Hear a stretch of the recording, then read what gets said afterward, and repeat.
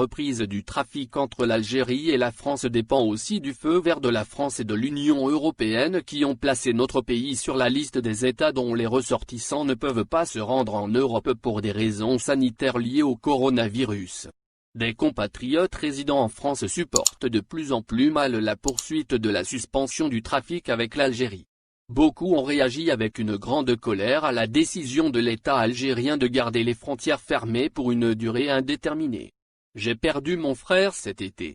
Non seulement, je n'ai pas pu assister à ses funérailles, mais encore je ne peux même pas aller consoler mes vieux parents, a expliqué Raouf sur Facebook. Le groupe des Algériens bloqués en France, qui avait été créé en avril dernier pour pousser les autorités algériennes à l'organisation d'opérations de rapatriement, a attiré de nombreux expatriés. Leur souhait, parvenir à la réouverture des frontières dans les plus brefs délais pour se rendre en Algérie.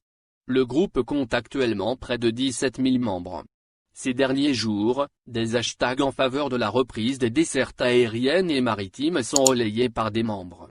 Des appels à des rassemblements devant l'ambassade et les consulats algériens en France ont également été postés. Le président Tebboune doit savoir qu'il y a parmi nous des gens frappés par des deuils familiaux. D'autres ont des parents malades ou âgés. Certains sont l'unique source de revenus pour leurs proches laissés en Algérie. Nous ne pouvons pas rester séparés des nôtres aussi longtemps, plaide Farid, un des initiateurs de la manifestation. Joint par téléphone, il s'insurge contre ce qu'il considère comme un traitement discriminatoire réservé aux binationaux. Pourquoi sommes-nous considérés comme des citoyens de seconde zone? Nous possédons des passeports algériens et cela devrait suffire pour nous donner le droit d'entrer sur le territoire national, s'indigne notre interlocuteur. Outre le rassemblement annoncé, une pétition en faveur de l'ouverture des frontières vient d'être lancée. Selon Farid, l'argument sanitaire avancé par le comité scientifique ne tient plus la route. Penser que l'épidémie pourrait s'aggraver à cause de cas importés est complètement ridicule, fait-il savoir, préconisant pour plus de sécurité que les voyageurs passent des tests de dépistage avant de prendre l'avion ou le bateau. Parmi nos émigrés, beaucoup n'ont pas attendu l'ouverture des frontières pour acheter des billets. La compagnie Air Algérie, qui a rouvert les réservations depuis juin dernier, poursuit la vente des titres de voyage. Les vols sont ensuite annulés au fur et à mesure, aux grandes dames des clients.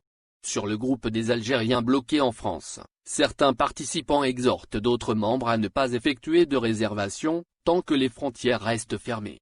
Contacté par Nos Soins, il dit avoir réagi en se basant sur son expérience personnelle.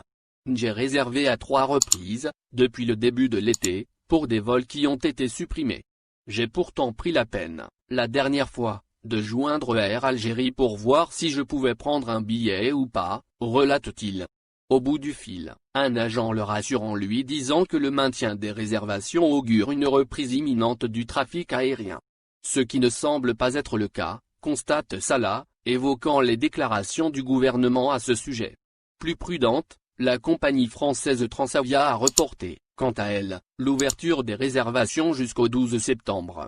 Il faut savoir, enfin, que la reprise du trafic entre l'Algérie et la France dépend aussi du feu vert de la France et de l'Union européenne, qui ont placé notre pays sur la liste des États dont les ressortissants ne peuvent pas se rendre en Europe, pour des raisons sanitaires liées au coronavirus.